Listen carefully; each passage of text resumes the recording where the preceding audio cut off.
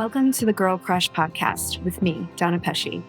I created this podcast to encourage, inspire, and empower women to dream big and live with purpose, passion, and joy. I'm fortunate enough to have interesting, authentic, and sometimes really funny conversations with amazing women who are just crushing it at life. You'll meet entrepreneurs, CEOs, healers, creators, artists, mystics, and moms. We'll talk about everything from the decisions that shape our lives to the moments that make us laugh out loud. We'll chat, we'll examine, we'll even gossip a little. I'm so glad you're here, and I can't wait to hear what you think.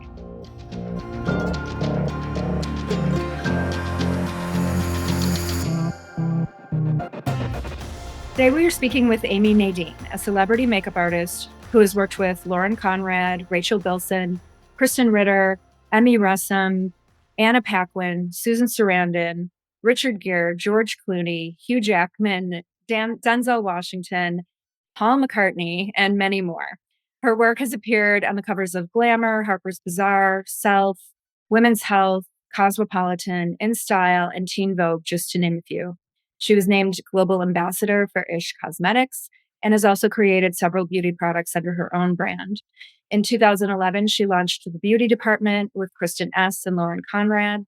Amy's work has been featured on movie posters for Casino Royale, Spider-Man 2 and 3, and High School Musical, and on commercials and campaigns for AT&T, Nike, Southwest Airlines, Skechers, and many more.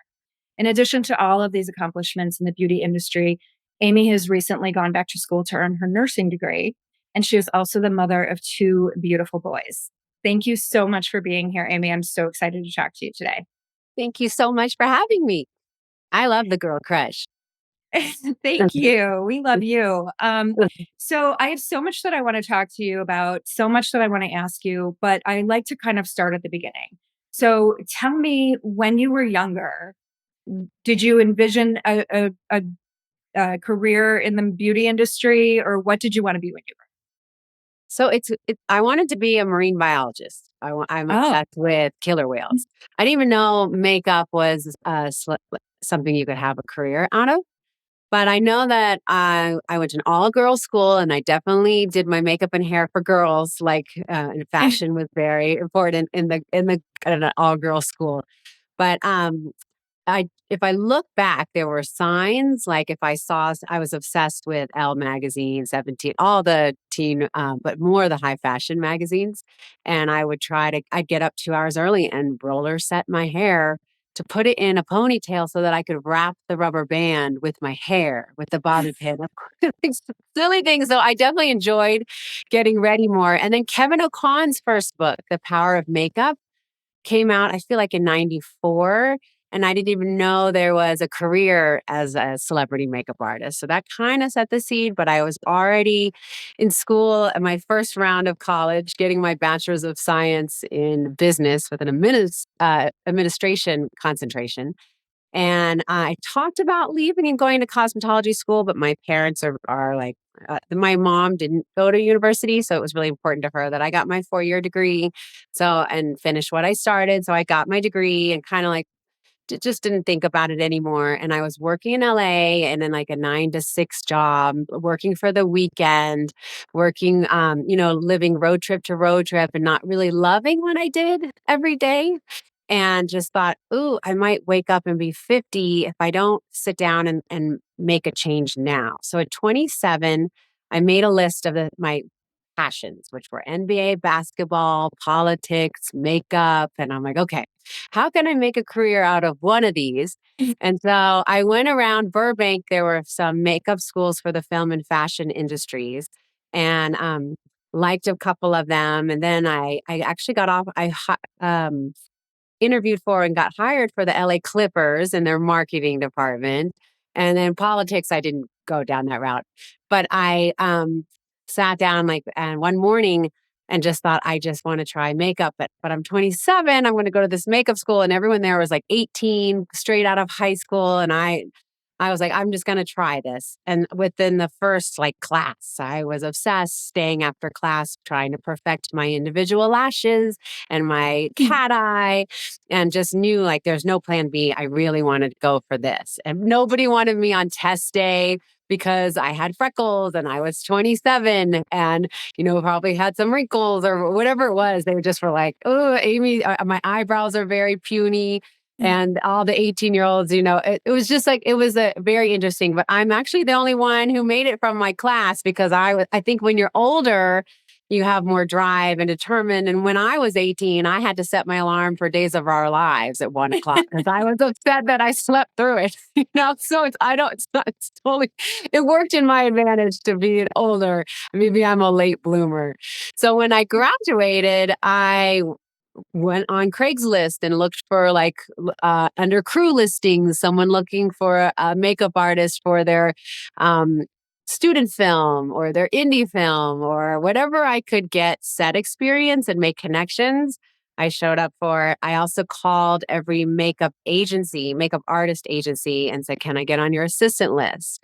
And only one out of 20 even threw me a bone, but that was enough to get me on set meeting people, and I was always the first one there. And it got there. There was a time where they asked for me and not the makeup artist that I was assisting. I don't know why. It was just I just think I had when something's organic and when you're just really passionate and it's meant to be, things fall into place. And so, but I feel like the first 7 years, I was proving to myself that I wasn't a fraud, that I was as good as everybody else.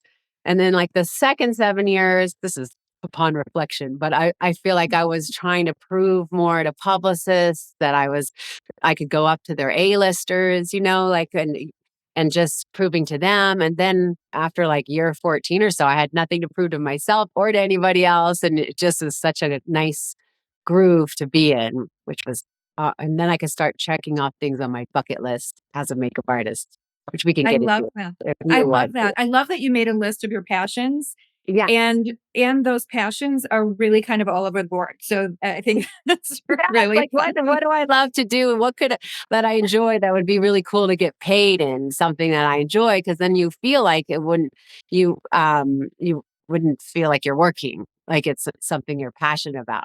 But then, of course, you learn there's a lot of aspects to any job and any career that's work. Schlepping up big makeup kits up two flights of stairs, and being treated like a service. It's a service that you're giving, and some people are very appreciate you, and some don't, and you just kind of learn. There's some ups and downs for every career, not all absolutely, glamorous. and yeah, exactly. Everything looks very glamorous on the outside, and unless you're on the inside actually doing it. So the first 7 years, were you at that point working on celebrities yes. and So fashion and all of that? yes. So in the beginning, I think my first celebrity was Pauly Shore. I think I got the calls where I don't think people didn't want to work on Pauly Shore, but it's not very, you're not doing a cat eye and a red lip. But I just remember I was made it known to this agency that I was on the assistant list. I'll take the jobs that maybe people aren't necessarily fighting over. I don't know the nicest way to say that, but that was, I think that publicist liked me, and I was professional, and, and he was lovely. But I remember it was in the front seat of his car, in Venice Beach, for some indie magazine.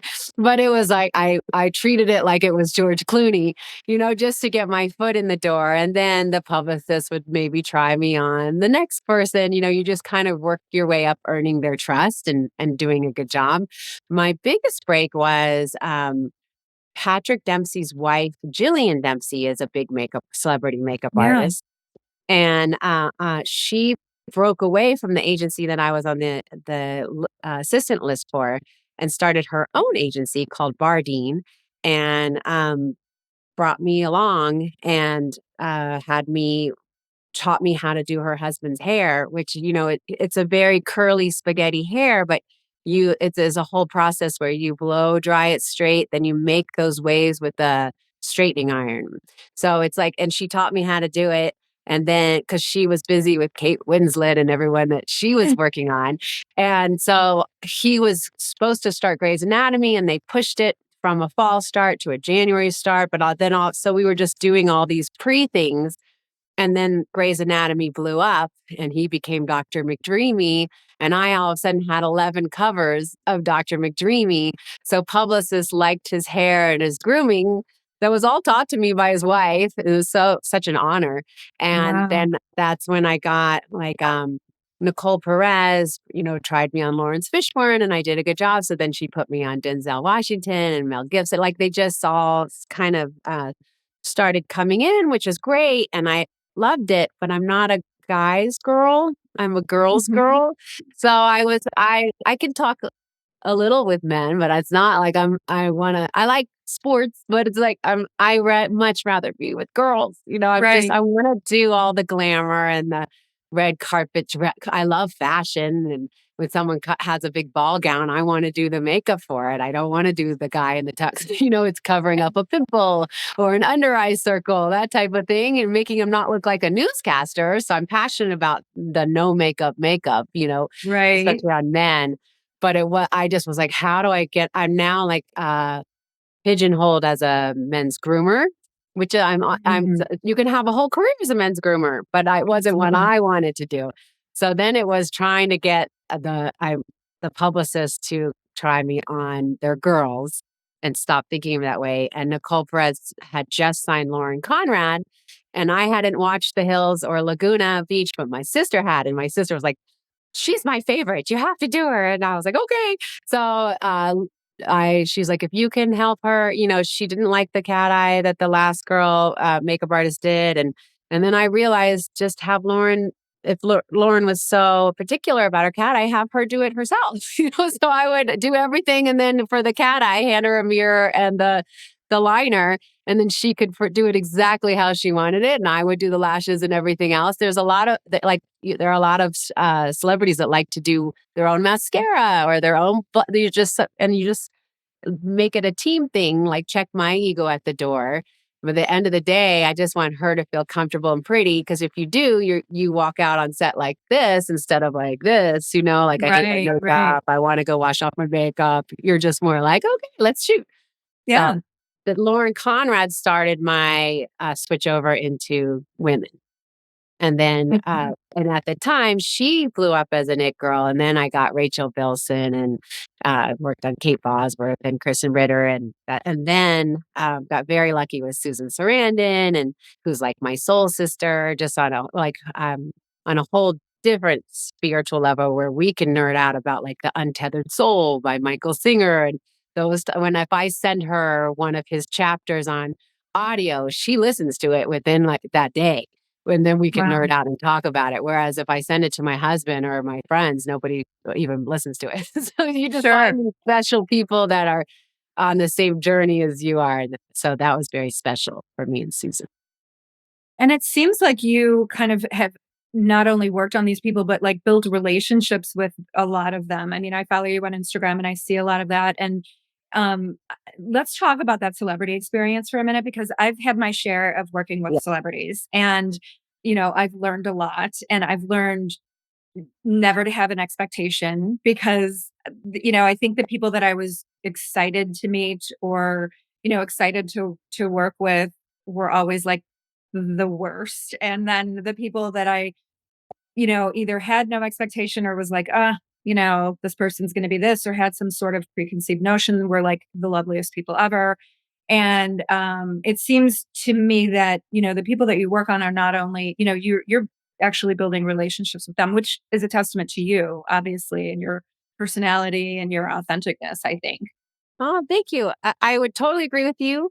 I feel like the ones that have in their mind made it are the loveliest, because they don't have anything to prove, and they just seem to treat everybody from their assistant to the gaffer to everybody on set like they're just with like they honor them, in a way where you don't feel like a little person, where the ones that are not happy with climbing their own ladder and their own journey, they're just terrible to everybody, and you're like, but why? You didn't, I mean, they're just frustrated, I guess. And so I would just through the years learn, because of YOLO, and life is short, I don't want to be available for them. So I would just tell my agent, just pretend I'm not available when they call for me next time. And because life is too short to be treated like, without dignity, you know? Well, it's great that you know that, and it's great. I think that's a great lesson too for people that are listening, to, kind of set those boundaries and protect yourself from, Yes. that kind of negative energy, because other things will open up, and then you can be around the Lauren Conrads and the Susan Sarandons and the people that Are you so love lovely. their energy, and they Yeah. are so lovely. And it's funny. So you and I met years and years ago talking about Lauren Conrad. On a job that I that I secured Lauren Conrad and working for Hershey. And I remember one particular thing about this job is it was a quick in and out to New York. And typically on those, types of jobs, it's only like a one time, it was like an appearance. We would hire makeup and hair locally because it was Okay. in New York. And I do remember doing that negotiation, and she was not coming without her makeup artist. She was not Oh, coming without you. And my thing just oh, fell. it's okay. Okay. Go on. Um, but it was so funny because I do remember that. And then I remember being on the plane going to New York. And again, I had never seen an episode of The Hills either, but I had put her, forward to the client for this job because I thought that she was really the right fit for it. And she absolutely was. And I remember thinking, like, is she going to be like, what did I do? Is she going to be like a diva? Is she going to Yeah. be like, what is going to go on? Like, I have no idea, who she is going to be. And she is, to this day, probably one of the loveliest celebrities that I've ever worked with. She was so professional and so wonderful. And you and I met on that job, like I at know, 2 which in the is morning crazy. in the lobby of a hotel. We flew in on the red eye, which means we left LA at like 11:30 p.m. I think we tried to sleep on the plane. She might have slept a little more than I did. And then we got there. There was a hair person that did her hair. I did her makeup. I think we were just running on fumes. And it was at the Reese's Pieces, or I guess the Hershey store, or was it a The Reese's Hershey store? store. It was No, I at the think it was a Hershey Hershey store. store But in it was at Times four Square, I Reese's think. Pieces. In Times Square, it was crazy and madness. And that's when I discovered strawberry Whoppers, super random. And because I'd been up all night, I ate like a carton of them. I felt so sick. But I've never done, they were delicious. But I remember, yeah, that's it. Lauren, even on no sleep, is the loveliest person. And she still is to this day. Very lucky to have been, Nicole put me with her. Yeah. It's so great to hear. And yeah, it was such a lovely surprise, and she was great. And that was like so many years ago too. I feel I like don't it was even like remember. 16 years ago. Oh I my feel it was gosh. 2007 or something, Oh or gosh. 2008. It was a long That's time. I making me can't believe feel you really old. yes. And I don't know how we stayed in touch all through the years, or maybe we reconnected on something else. I think we for sure reconnected on social media somehow, or maybe we worked on something else together, but I don't think so. But anyway, so you spent 14 years doing that, and in So, as yeah, so for an agency. Do you still work for an agency now? no, so I left an agency just my father was a sports agent, and I grew up watching him do everything for his clients. He was like a one-man show up against the William Morrises and stuff. And it was all Wow. figure skaters. He had from like Dorothy Hamill to Oksana Bayul and all the different Wow. Olympic and world figure skating champions.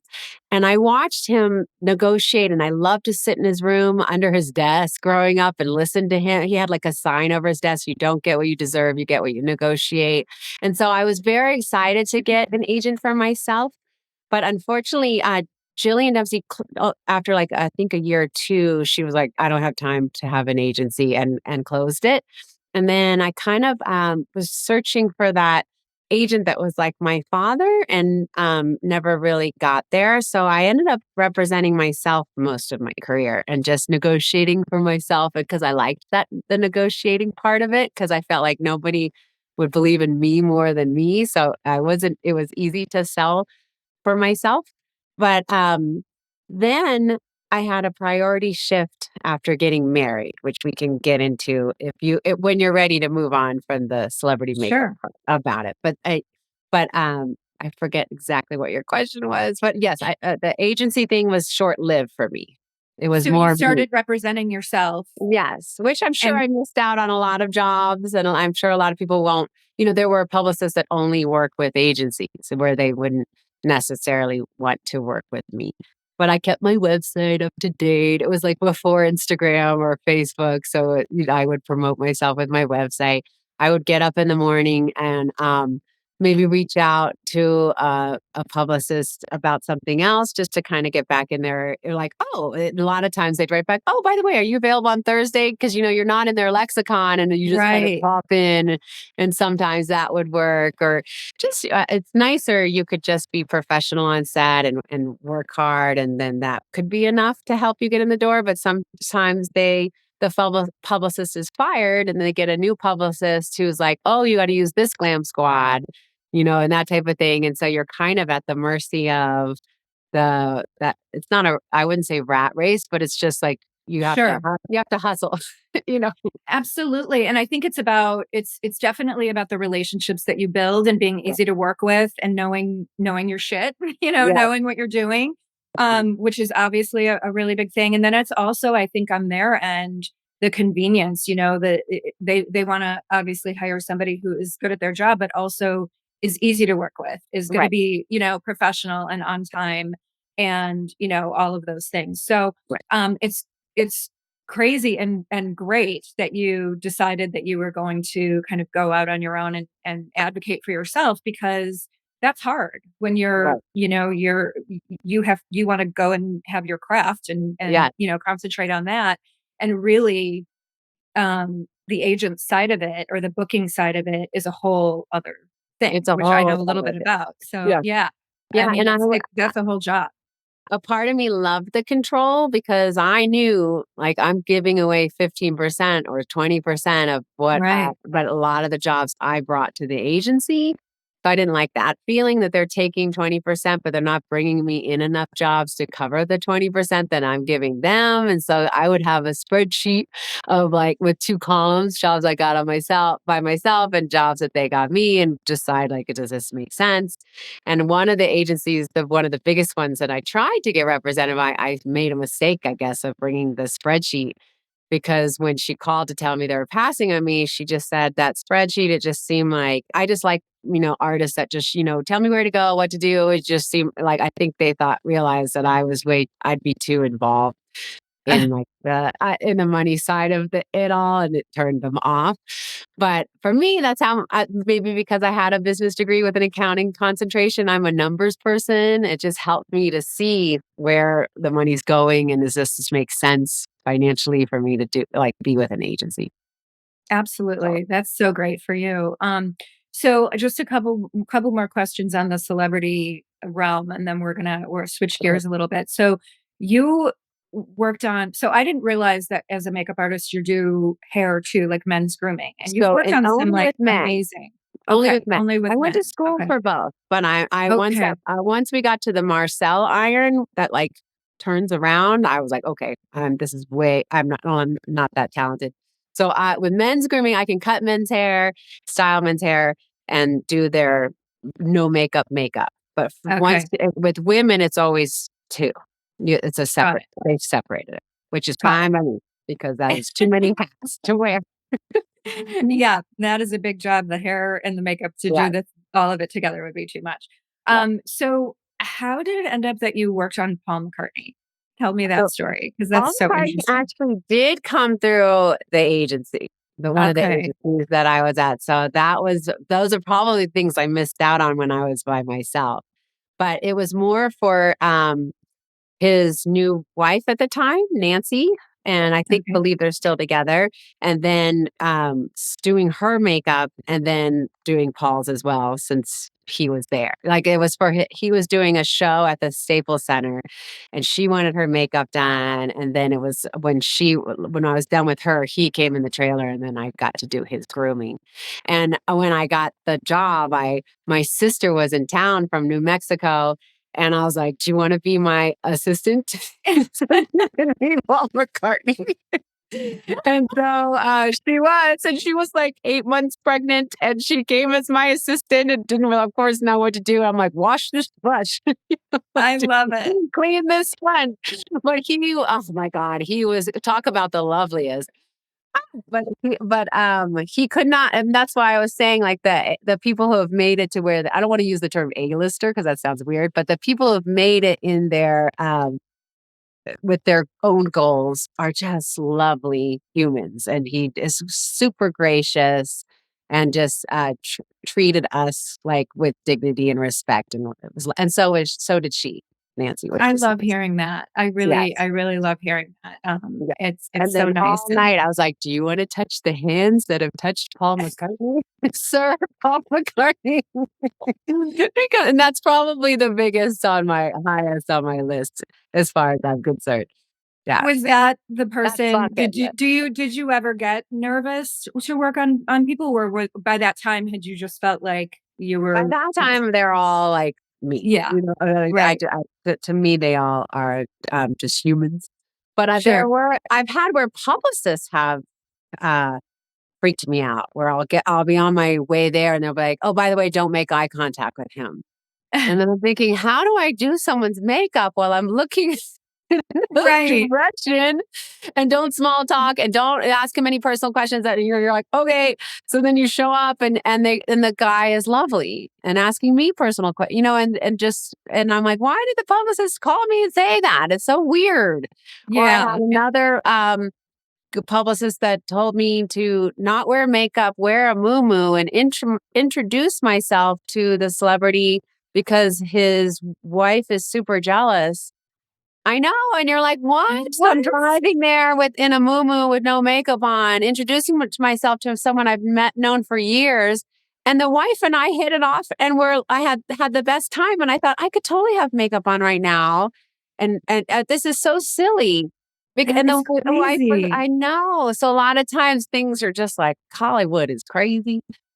You just Oh kind of my gosh. ride the wave and roll with it and drive home and have a laugh. You can't be But too see how precious about it. stories get, and it's so crazy. Like, see how stories happen, and Yeah. and sometimes it comes from like a publicist. I mean, like, how crazy is that? I I know. mean,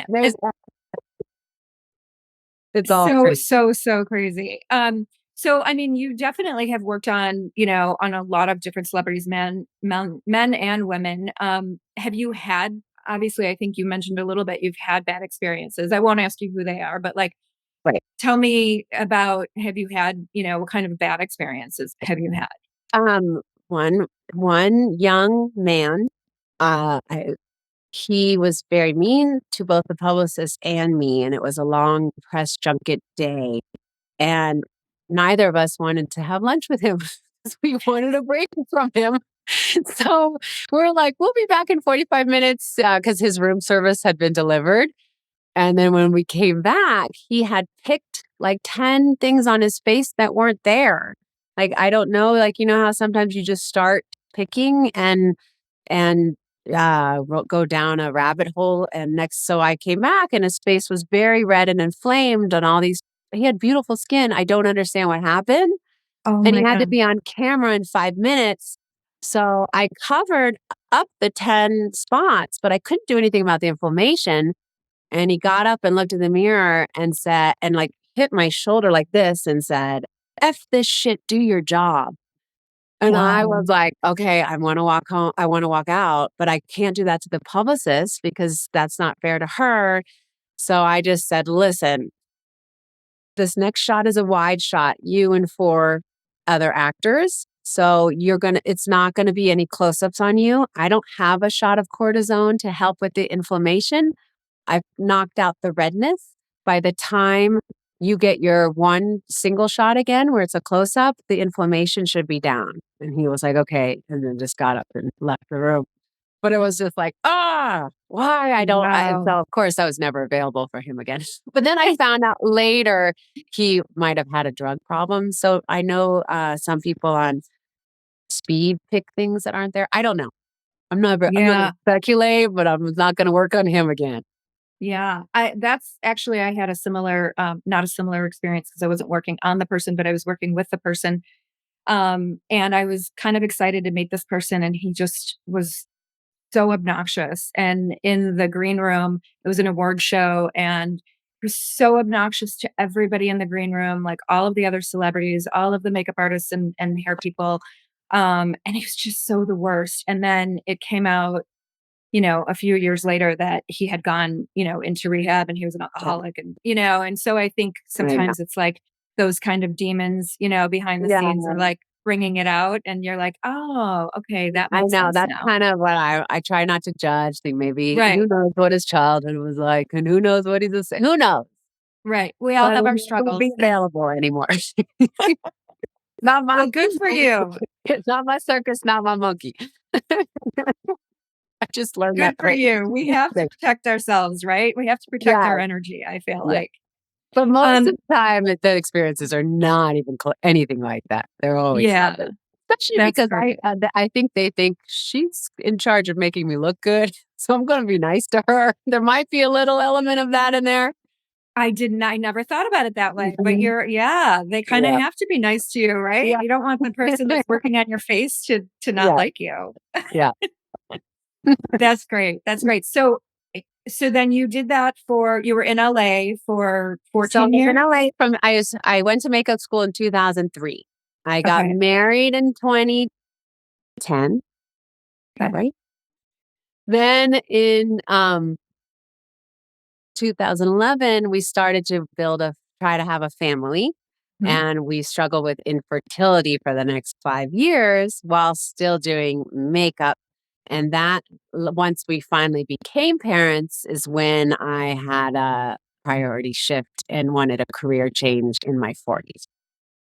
So, if you don't mind, Yeah. can we talk a little bit about Yeah. that? Because I know you had a struggle, and a journey, with infertility, and you were generous enough to share something that you had written, with me, which was really beautiful, about, your whole experience with infertility. So, are you willing? Can we talk about Yeah. that a little bit? Of And course. Of course. So I was 35 when I got married, 36 when we okay. started. So on the older spectrum of the spectrum.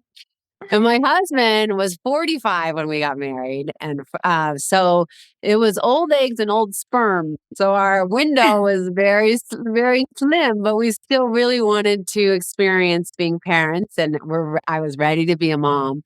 So you try for a year just naturally. And it's just every month you get excited to a pregnancy test and you get 12 negative pregnancy tests. So it starts wearing on you. So then you go to a doctor and they try Clomid, a fertility drug. And you get like 3 rounds of that. And those made me crazy. Like they're very hard on women. So you just have great. I remember like driving in the left lane and fantasizing about crossing the yellow lines into traffic. Like they just Wow. weren't great for me, but they didn't work anyways. And then we started trying IUIs, where it's like a turkey baster type of thing in the doctor's Okay. office, where they take his sperm and spin out the slow ones and put them in uh, a device like a cannula, and when you're ovulating, and then you wait and you get the negative pregnancy test. So we did like 6 of those, and then Wow. finally decided, okay, let's try IVF. And then that's like $30,000 if you want to do it with the genetic testing and different things. So the first 2 were no genetic test. No, sorry, we're genetic testing. We spent the 30 grand and just 2 negative pregnancy tests. And then the second 2, the doctor convinced us, don't do the genetic testing because that could damage the embryo. Let's just do it the regular IVF way. And so we tried that and then got pregnant. But then one of the first pregnancy at 7 weeks, there was a heartbeat, very exciting. And then at 9 weeks, no heartbeat. And so then they tested it post, and it was an extra 7th chromosome, which we would have never put that in had we done genetic testing. And so Oh. it's like this, a struggle. And so then you just want to get pregnant again so badly. So then we put the next one in, And there actually was nothing wrong with it genetically, or sorry, chromosomally, but there was like this rare 1 in 500,000, super rare, where there was no stomach or kidneys, and the legs were like mermaid fused. And so at 16 weeks, we just kept getting a second opinion and a third opinion because you're very attached to 4 months. And then Yeah.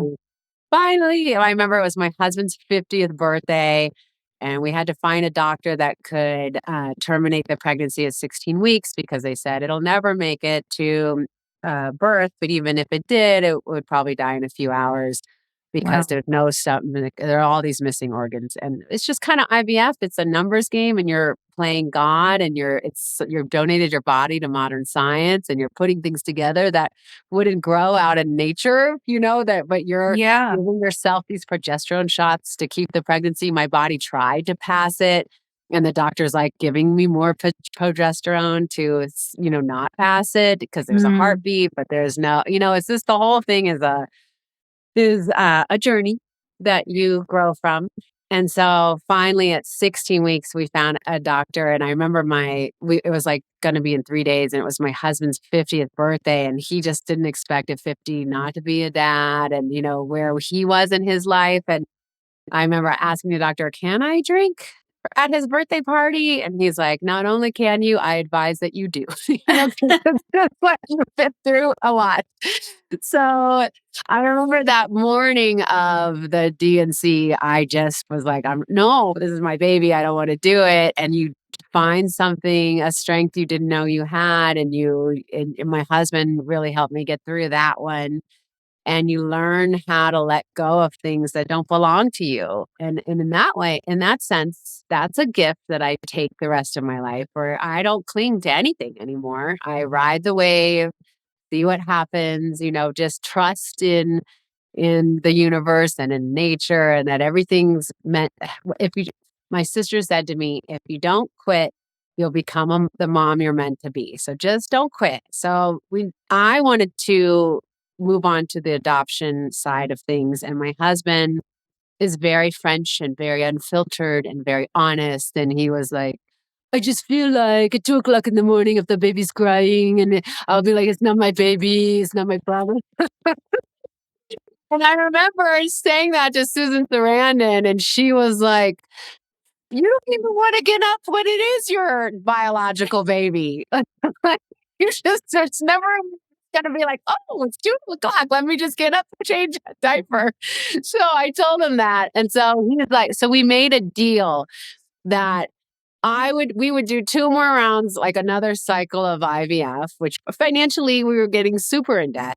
And I said, I I will can do it. imagine. My body's exhausted, but I will do it if at the same time we start the adoption journey, because I know that can take years. And so that if we end up, the IVF doesn't work, at least we are already into getting the wheel going on adoption. So that was our deal. So for the last IVF, doctor took the sperm directly from his testicles, because the premise is, this is very graphic, but the sperm that you ejaculate today was made 3 months ago. And in those 3 months, yes, in those 3 months, you could be in a hot tub, or you could go out cycling, or you could drink alcohol, like things that are not great for those. So if we take it directly from there, we will have a better chance. So my poor husband, I think they left a stitch in him or something. It was not fun. But those 2 cycles did not work. And I'm so happy they were, because we became the parents of the children that we're supposed to through adoption. And then Wow. adoption is a whole nother journey of highs and lows and roller coaster. In LA, a lot of the attorneys wanted $80,000, and we were already in debt. And I was sad on the phone with my mother, who lived in Florida. And she's like, I live across the street from this home that takes in pregnant 16-year-old girls and helps them keep their babies. And I was like, can you find out if they decide not to keep their babies, like what attorney they use. I'm just, because it's not for a lot of people have a choice to place their child for adoption. And so she called me back and she's like, it's this woman and here's her number. So I called her and the LA people felt like car salesmen, is like a business. And I Yeah. asked her, like, how do you find your birth mothers? And she's like, I roll up my sleeves and go to the women's shelters and help them get their GEDs and help them, turn their lives around. Oh, And I have a relationship with them. And I was like, this is where do I sign? And it was much more affordable. So we signed. And then we had a failed adoption where the biological pregnant mother dumped us for a family that gave her more money. And I guess that can wow. happen. And that was very heartbreaking, but I had to keep riding the wave and not cling. But unfortunately, for whatever reason, I let myself get attached because it wasn't me going through it. It felt more like it could happen. And so then it was a reminder, stop clinging to things. Just ride the wave. That wasn't your baby. Just keep But that's going. not easy. That's not easy Oh, to do. I it's can't even imagine. I mean, you can tell yourself, to a certain point, but you can't help with when you're going through I that. I'm know. sure what your heart feels. Yes, it definitely felt like a big kick me down type of moment. But my husband and I got so close through all this because we just had each other. So that Yeah. helped a lot. So then we got a call that a woman was matched with another family and she got dumped when a biracial baby uh, girl became available, and she was pregnant with a full African American boy. And a lot of people in Florida have a racial bias, and for what unfortunately. And we had told our attorney we were open to any gender, any race, whatever the universe sends us, we Mhm. will love and help and protect fiercely. And so she said this. She's freaking out because she's due in 2 weeks. I know that you it just felt meant to be. So we sent her a profile. She was like, great. Because most people didn't pick our profile because I was 41 at the time. My husband was 51. These girls are 16, their mothers are 32. They think Mm. we have canes. Well, where's this baby? Yeah. They Right. just like pass on these old people. And so we were like, give her a profile and see if she says okay. And she was like, great. And then she gave birth 3 days later. Oh And my my God. husband, this is a great Susan Sarandon story because I was with Susan in Las Vegas. She was getting an Icon Award. It was like 10 at night. My husband had just landed from JFK back in LA, exhausted. And I called him and I'm like, you remember that new woman we're matched with? She gave birth tonight. And the attorney's like, if you don't want to get on a plane tonight, she's probably not going to place this baby for adoption, or she's going to pick somebody else, or the baby will go into foster system. And so I'm like, and my husband was just like, no, no, I'm exhausted. This is not our baby. It's not meant to be. This is not the right time. I just landed from New York. You're in Las Vegas. It's just Pat. We'll keep moving on. And I was like, oh. So I turned to Susan and I told her what my husband said. And I'm like, what should I do? And she's like, oh, you're getting on that plane right now and you're going to see if that's your Wow. baby. So I flew by myself to Florida. The birth mother has 72 hours to decide if she's going to go through with the placement. And it's a very long, nerve-wracking 72 hours. But I actually love that time I got with her and bonding and really getting to know her and that was my baby. And she placed him for adoption with us. And then my husband was going to get on a plane, but the judge signed my release to go back to California. So I flew home with my baby and my husband met him there. Oh my gosh. Oh, yeah. What an So roller coaster. incredible story. Yeah. And how, from the time that you kind of started trying to get pregnant to the time that you adopted your first son, how long was that Five stretch of time? years. 5 years. Wow. I know. Wow. Long time. And you get to where you don't want to become unglued. You're putting on your best face, but you know the tears are right there.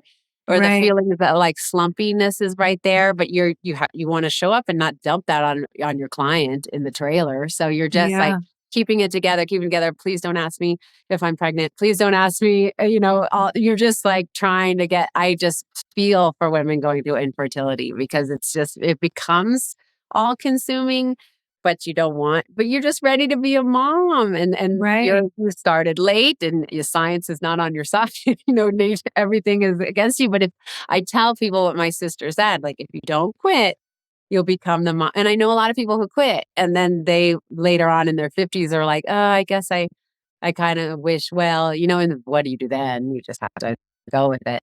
But in our Right. case, we did not quit. And then I told our adoption attorney, since nobody picked our profile because of our age for so long, please go ahead and put it back out there now because I really want to. My dream was always to have two close together. My sister and I are 12 months apart. I wanted my babies super close together. And I knew we were getting older.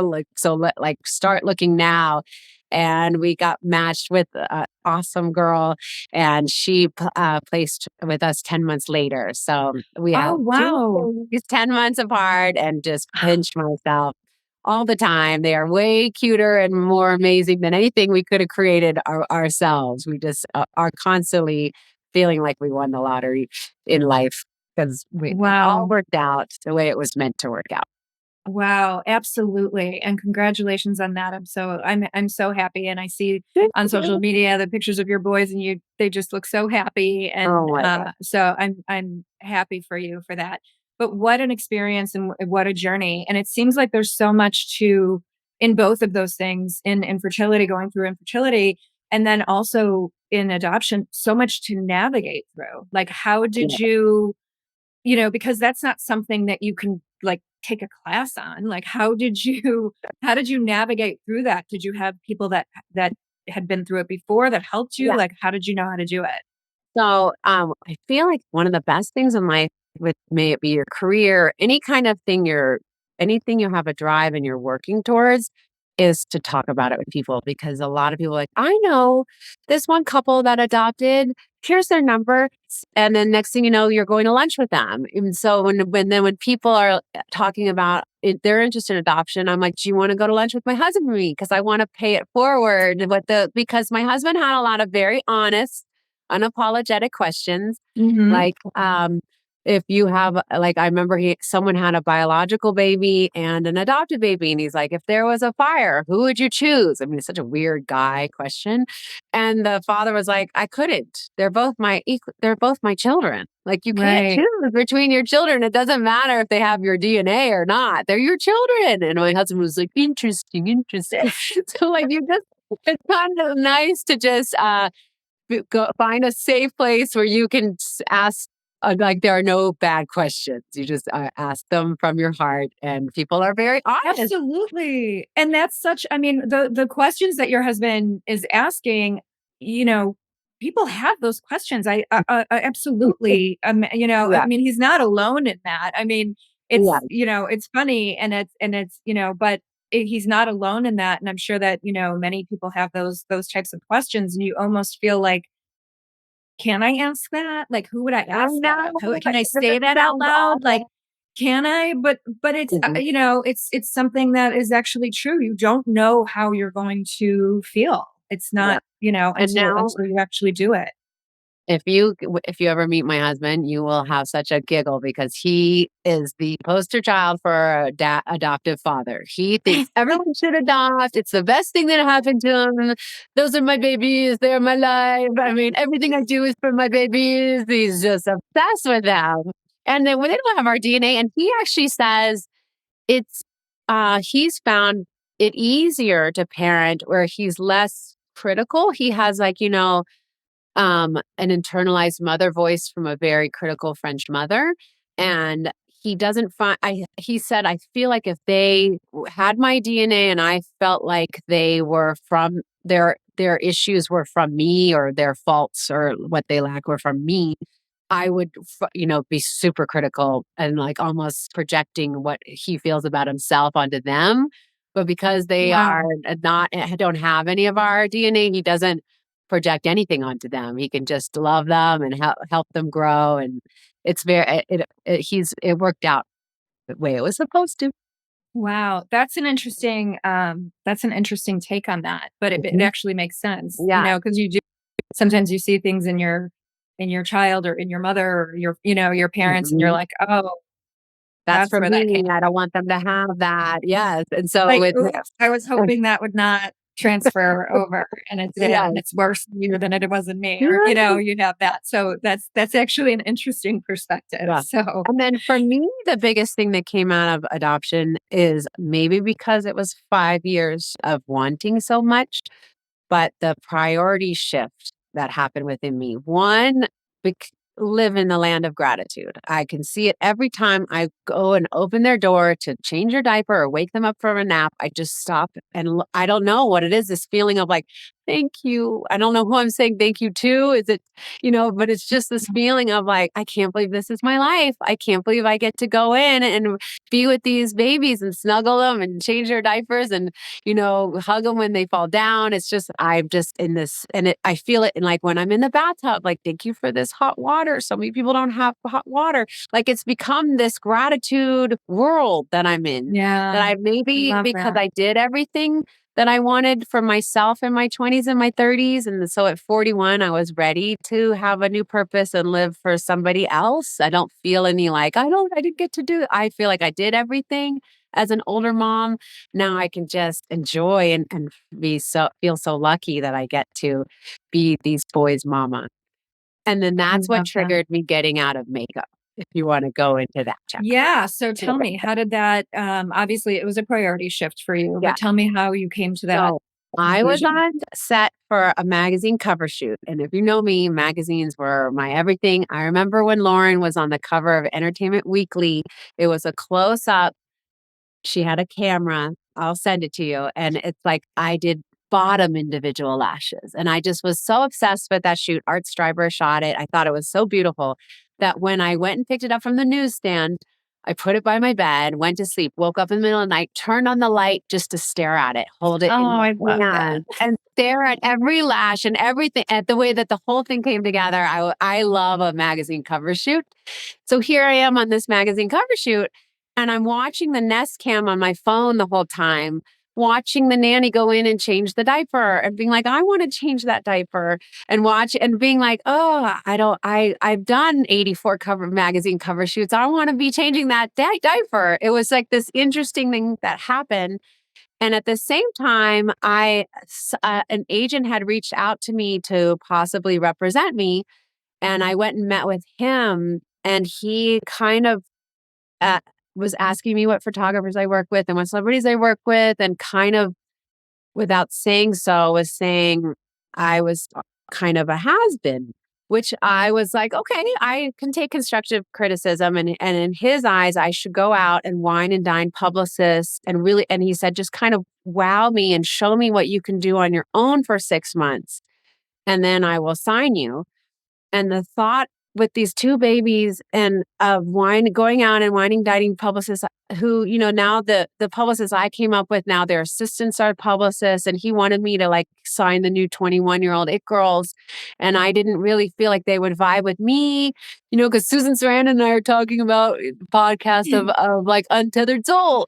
And that's like really fun for me. I don't want to, I feel like they're not going to vibe with me. I'm not going to vibe with them. I just had this Yeah. moment of, oh, I left there like, I don't really want to do that. And my sister lived in Corrales, New Mexico, a small village of 9,000 people. We had come into money in 2010 and bought an investment home here, but couldn't really figure out how to make a living here. But all of a sudden, she has two boys, and I'm thinking our house is 1.6 miles from her. We could raise our boys together. But I'm only crafted as a makeup artist. I don't. If I move to New Mexico, the film industry is big there, but then that's 14-hour days. A nanny's going to be raising my babies as well. In LA, we could never afford to buy. We always rented. Like it's just more. You don't get as much bang for your buck in a big city like LA or New York. Mhm. And at 40, now it's like 40. I'm 43. fighting for a parking space at the grocery store, following someone to their car, and someone gets to it first. And, it's like you're tired, you're a mom, and you're just like the big city stuff that I loved in my 20s and 30s. I'm not really loving as a mom at 43.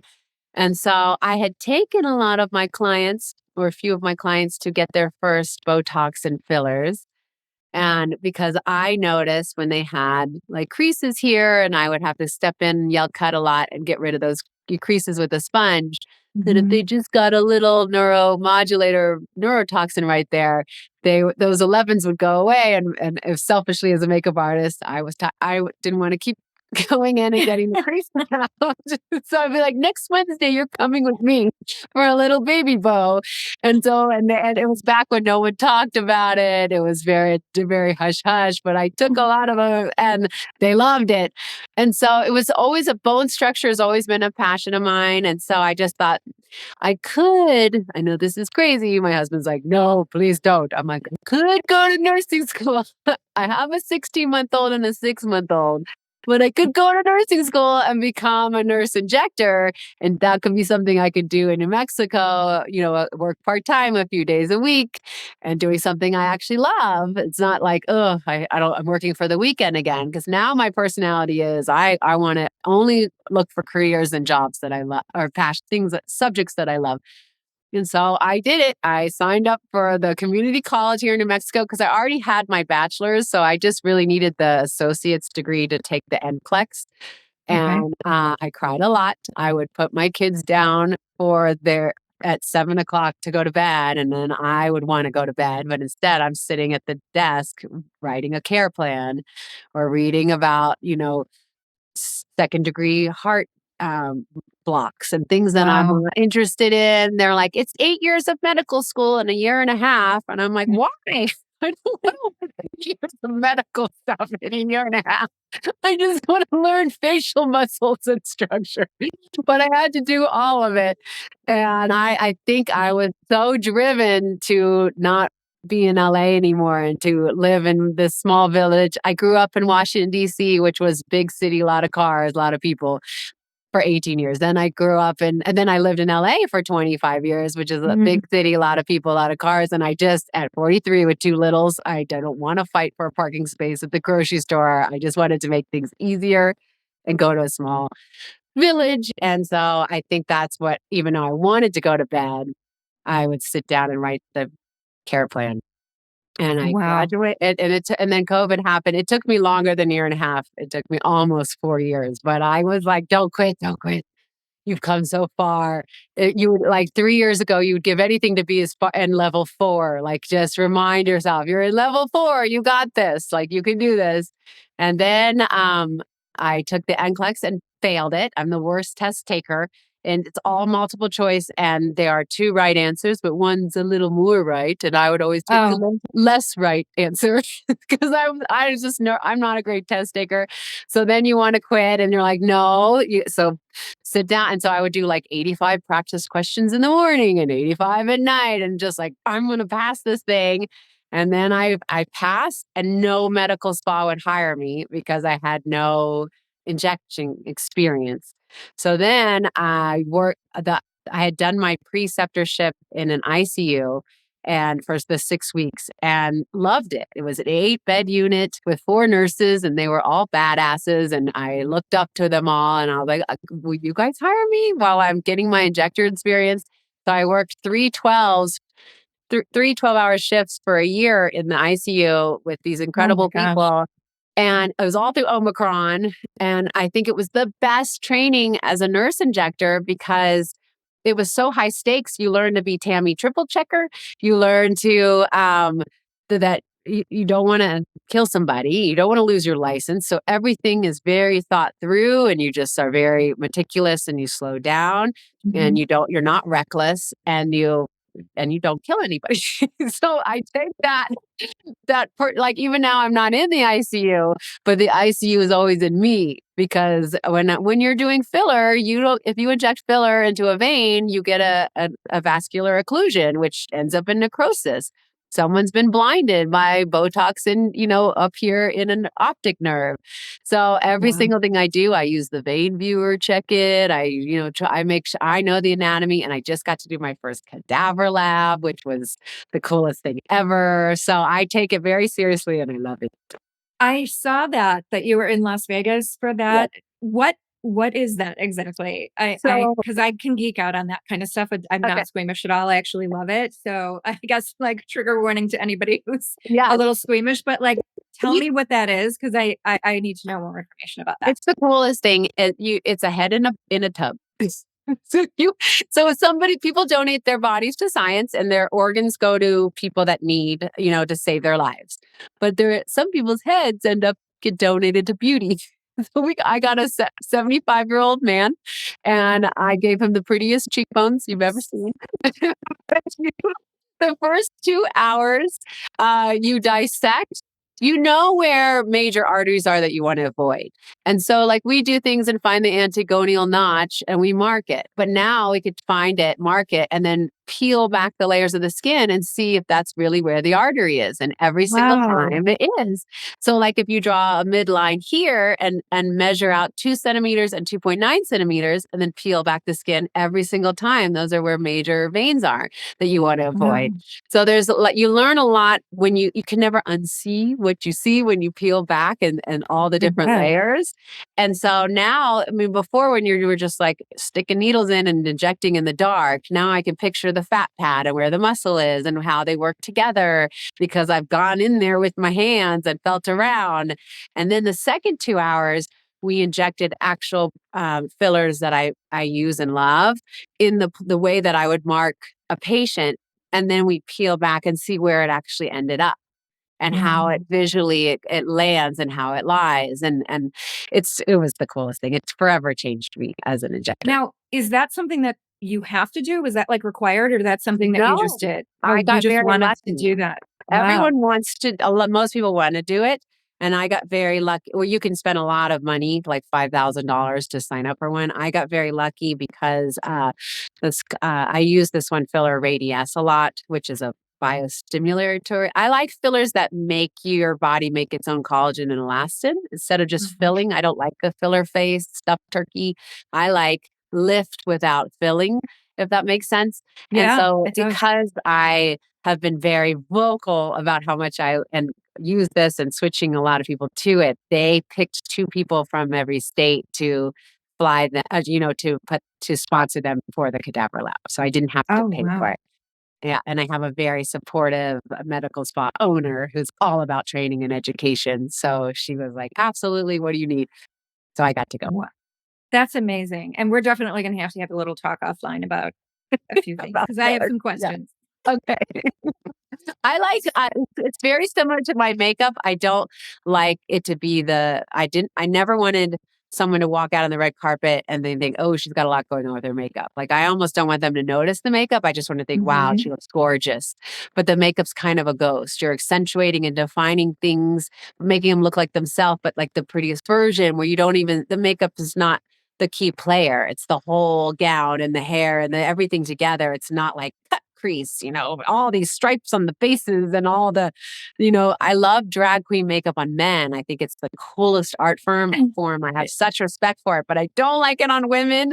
So when the pendulum started swinging that way, it was very hard for me because we're not covering up whiskers. You don't have to, be so heavy handed and have all these stripes on your face. And so now I think it's finally swinging back to my pendulum. But the same thing with fillers and Botox. I don't want anyone to think, oh, that's some filler face there. Like, I don't want them to know. Like, I started Radius in 2015 just to lift things up that I want lift from, not to like change my face, if that makes sense. So it's been such a joy. Like, I can tell I'm really passionate because when I put my kids down, I'm in bed watching YouTube of doctors in London and doctors in Brazil and just watching their technique and what they're doing and what it's my new favorite thing. I pinch myself that I made it happen and that I'm getting to do something else I love.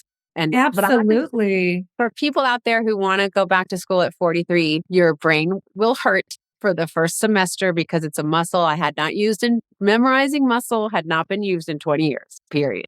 So like when I'd sit down to retain something and find I cried. It was very hard to get that muscle back working again. It's kind of cool at the same time because you're keeping your brain young. You're working your brain again in ways that you haven't in a long time. And I think maybe it's 60, I'll try a new something. Like, I don't think you have to just like stay in the same pocket your whole life. I think it's great to expand out and explore other things, and your brain's gonna hurt, but you gotta, if you really have the drive and want to do it, you'll make it happen. I love that. And it's not easy to do, to start something new. I've done that too. I'm doing it now. And I think that there's a lot of people out there that think about it and they think it's too hard. I'm too old. Yeah. This is what I know. And I don't want to do something new. So I think your story is really going to be very relatable to a lot of people and also inspirational because you actually did it, and you did all of these things while you were raising a family or trying for a family Yeah. and then raising a family. So now you have moved to New Mexico Okay. and you're there and that's where the spot is that you Yes, that work I in. get to. Yes. That's amazing. And then are you still doing makeup at all? Are you still doing jobs? I was flying through makeup school. I'm sorry, through nursing school to afford to live and pull my weight. I was flying to LA once a month or once every other month and working just so that I could have income. And then I continued to do it through the ICU and maybe every other month, just the bigger jobs that are very hard to pass up. And then when I'm there, it's fun.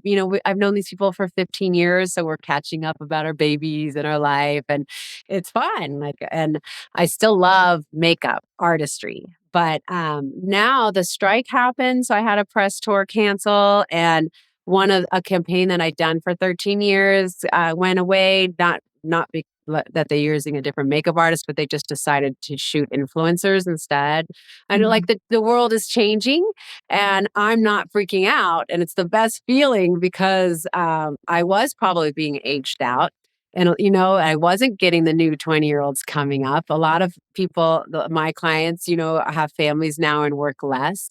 And I'm not feeling this, oh my God, how am I going to pay my big LA rent? My mortgage is now half of what my rent was. Yeah. And Oh, wow. which is, I mean, you just get so much more bang for your buck in a small town that's not a big city. And I know now I can make a great living doing when I'm doing something I love, and I don't have to get on a plane and worry, are they going to stop hiring me?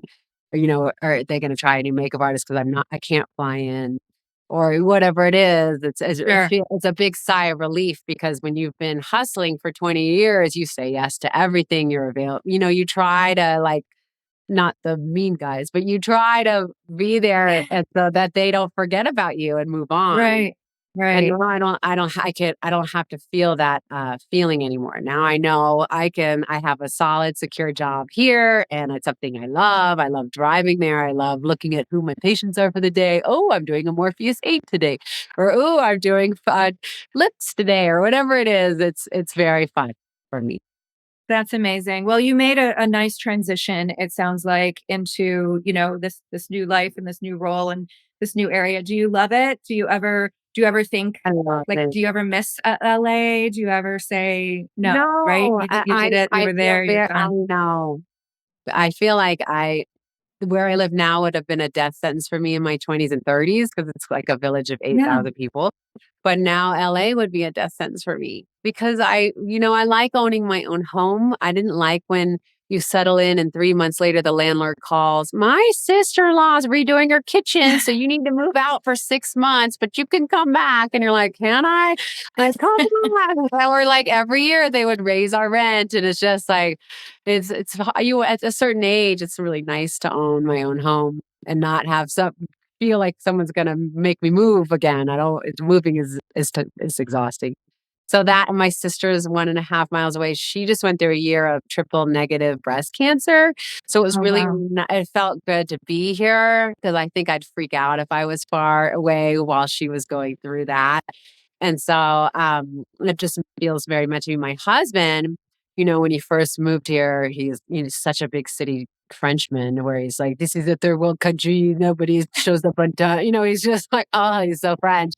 And so he ended up finding his dream job. He loves wine, and there's a wine was actually the first made in New Mexico. The first grapes came over from Spain here and were grown here. And there's a winery here that we've always gone to. And he's always said, this is the only excellent wine in New Mexico. Everything else is sweet. And then cut to we heard that they were looking for a CEO, and my husband applied and got it. So he's getting to run a winery. So I have a happy husband who's pinching himself, loving driving to work. And I've been with him since 2001 on and off. So I've been with him when he's been in between jobs and all the highs and lows of it's really nice to have a happy husband who loves what he's doing. Absolutely. Ourselves. It was just like the universe has just everything is kind of aligned. And, you certainly earned it, and you certainly, worked hard to get where you are. And I just love your energy, and I could talk to you all day, but I don't want to keep you. I know that this has been a while, but thank you so much for sharing your story and talking to me. This was just so great. Thank you. And I hope that you'll come back again, because I really enjoyed this conversation. Thank you so much for having me. I feel very honored. And if I helped anybody out there, just you can do it. It's never too late to change your career or add another degree to your arsenal. I just feel like girls inspire girl power. Girls can do anything. We can all do anything. And honestly, that's why I started this podcast, is, to have people relate to something that's, going on in their lives. And I think you've touched on a lot of those things. I think, what you've done and what you've gone through with infertility, and, your amazing adoption journey, and, changing your life and changing your priorities. I mean, really, that happens at a certain time. And it takes it takes some courage to actually say, okay, my priorities have changed. I'm going to follow that. I'm going to follow my heart and do, what I feel like is going to be best for me and my family. It's not always easy, and it's always scary. It's scary. It can be terrifying. I remember moving here and not telling anybody we moved here, because I was so afraid if the word got out, my phone would stop ringing for makeup jobs. And eventually it rings less and less and less. And I'm okay with it now, because in the meantime, I was able to get a new degree. Right. Well, then you care a little bit less and less, because, like you said, like we talked about in the beginning, you're comfortable with where you are and who you are and where your priorities are. Yeah. And the biggest thing I could tell people is, don't let your identity become your career, because then you'll cling to that career because you feel like it's your identity. But being a celebrity makeup artist, I didn't like that feeling that that's who everyone thinks. Like, if I'm not that, are they still going to like me? Like, am I still cool? Like, you feel this like, ooh, this is my identity. And that's not your identity. It's a passion that you love that you're doing, but you're so much more than what your career is. And you can change your career and people will still love you. Just do what makes you happy. Well, and that's such good advice. And I definitely can relate to that. I had a career for a very long time. And when I made a change, it was very hard for me, because I realized that I had connected my identity to my career. And it's a very kind of scary place to be when you realize that, because you're almost thinking like, that's ego. That's my ego, really, because it's not really who I am as a person. It's how cool was my job, and who, and the things that I was doing and the things that I was accomplishing. Like, is that all that made me interesting? Is that, is there anything else that, when you don't have that to talk about anymore, and you don't have that, it's, it's a very kind of scary place to be. Yeah. But, hopefully you work through it, and I love what you've done and how you've worked through it. So thank you again. Congrats to you as well. Thank you, That's Amy. Real good.